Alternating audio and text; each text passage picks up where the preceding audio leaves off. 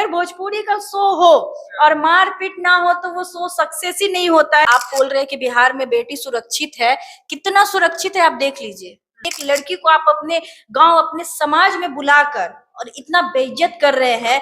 ये सिर्फ भोजपुरी में ही नहीं, पूरे बिहार को तो लोग ऐसे ही नीच नजरों से देखते हैं। पूरे इंडिया में, पूरे वर्ल्ड में बिहार को अब किस नजर से और भोजपुरी को देखा जाएगा, ये आप लोग खुद ही समझ लीजिए।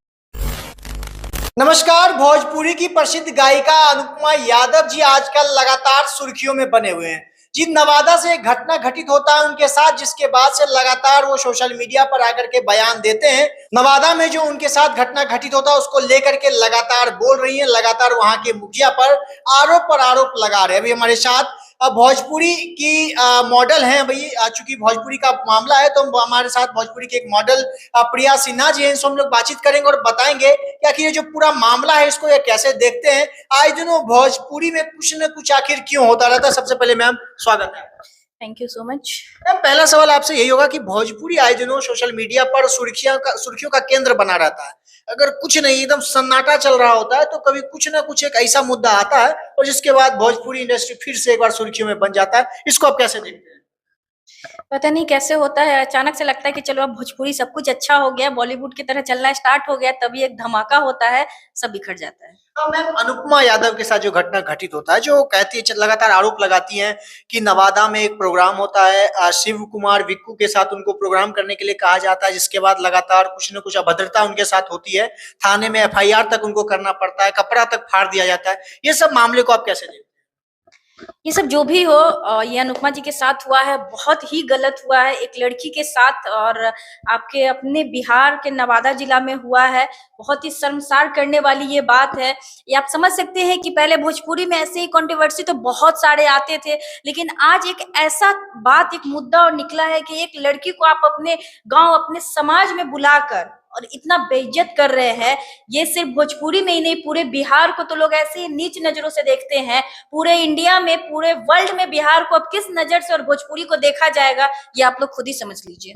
अनुपमा यादव, चूंकि वो लगातार कह रहे हैं कि हमारे साथ ऐसा इसलिए हुआ क्योंकि हम महिला हैं, है ना, हम लड़की हैं, इसलिए हमारे साथ ऐसा हो रहा है। तो क्या बिहार में लड़कियां आज भी सुरक्षित नहीं है? बिल्कुल नहीं है। बिहार में महिला सुरक्षित नहीं है? बिल्कुल भी नहीं है। अच्छा। आप खुद ही देख लीजिए ना, कि आप देख सकते हैं कि अनुपमा यादव कितना बड़ा बड़ा गाना गाई है, कितना बड़ा बड़ा शोज की हुई है, पवन जी के साथ कितना बड़ा बड़ा स्टेज शो कर चुकी है, और आज उनके साथ इतना अभद्रता हो रहा है, तो बाकी की लड़कियां कहाँ से सेफ है? अच्छा मैम, नवादा में चूंकि जो घटना है, इसको वन साइडेड ना देखें, चूंकि लगातार लोग, वहां के मुखिया जी भी किसी किसी चैनल पे बयान दिए हैं कि अनुपमा यादव तेवर में बोल रही थी, अनुपमा यादव कुछ अटपटांग बोल रही थी, उनका जो ड्राइवर क्या क्या आरोप लगा रहे हैं कि वो उल्टा बोला था तो हम ऐसा बोले थे, या जो भी हुआ था। तो मैम, अगर ये भी हो सकता है कि अनुपमा यादव जी अपने ईगो के कारण भी ऐसा बोल रहे हैं? वो उनका पर्सनल रीजन था कि उनको वहां पे वो शो नहीं करना था। कोई है शिव कुमार बिक्कू, उनके साथ उनको नहीं करना था, तो अगर वो तेवर में बोली थी तो पता नहीं, लेकिन अनुपमा जी सॉरी, बट आपको नहीं बोलना चाहिए था, क्योंकि पर्सनल और प्रोफेशनल को थोड़ा सा वहां पे अलग कर देना चाहिए था। और जहां तक रहा मुखिया जी का बात, तो मुखिया जी, कहा जाता है कि जो घर के मुखिया होते हैं या शहर के मुखिया होते हैं, सारा करता धरता आप ही होते हैं। अगर आप ही ऐसा व्यवहार किए तो बाकी के लोग ऐसा व्यवहार करेंगे। अच्छा, नवादा में चूंकि एक भूमिहार शब्द आ रहा है, जिसमें अनुपमा यादव जी लगातार कह रही हैं कि भूमिहार, मुखिया जी बोल रहे थे कि भूमिहार का गांव है, यहाँ पे ये सब नहीं चलेगा। तो क्या इसमें आप फिर से अनुपमा यादव जी के साइड से क्या जातिगत कोई मतलब अपना गुस्सा दिखा रहे हैं, जाति पर गुस्सा अपना दिखा रहे हैं, या मुखिया पर दिखा रहे हैं? नहीं, यहाँ पे बात होना चाहिए तो जाति का नाम इसलिए आ रहा है क्योंकि ये मुखिया जी ने पहले उठाया था। अच्छा। मुखिया जी, जैसा आप बोल रहे हैं कि मुखिया जी ने कहा कि हम भूमिहार है, डरते नहीं, या जो भी वो वहां पे, तो जात का नाम पहले उन्होंने लिया था। और जात का नाम इसलिए आ रहा है क्योंकि वहां पे सभी उसी जात के थे, वही गांव के थे, इसलिए अनुपमा जी के मुंह पे वो आ रहा है भूमिहार भूमिहार। अगर वो सोनपुर में होती तो वो राजपूत बोलती, कहीं और होती तो ये यादव बोलती, इसलिए वो जात का मैटर तो है ही नहीं। यहाँ तो एक लड़की के साथ जो हुआ है वो मैटर है। अच्छा, तो मैम, अनुपमा यादव के साथ जो कुछ हुआ उसको आपका जो अपना ओपिनियन होगा, अपना व्यू होगा, उसमें क्या दिख रहा है आपको, किसकी गलती दिख रही है? देखिए, गलती किसी की भी हो, स्टेज शो होता है, खासकर भोजपुरी का, तो मारपीट ना हो तो शो सक्सेसफुल ही नहीं। मारपीट होना चाहिए? ऐसा मैंने हर जगह सुना है कि अगर भोजपुरी का शो हो और मारपीट ना हो तो वो शो सक्सेस ही नहीं होता है। थोड़ा सा तो होना चाहिए हल्ला गुल्ला, तब तो हाईलाइट होगा। जैसे हमारे भोजपुरी में हर आए दिन कंट्रोवर्सी होती है, तो वो होना चाहिए। लेकिन एक लड़की के साथ ऐसा हुआ है, ये बहुत गलत हुआ है, बहुत गलत हुआ है। प्लीज ऐसा आप लोग ना करें, क्योंकि अगर आप ऐसा कर रहे हैं तो आज के बाद मुझे लगता है कि भोजपुरी में किसी भी आर्टिस्ट या कोई भी सिंगर किसी ऐसे गांव में जाने से बहुत डरेंगे और शायद जा भी ना पाए।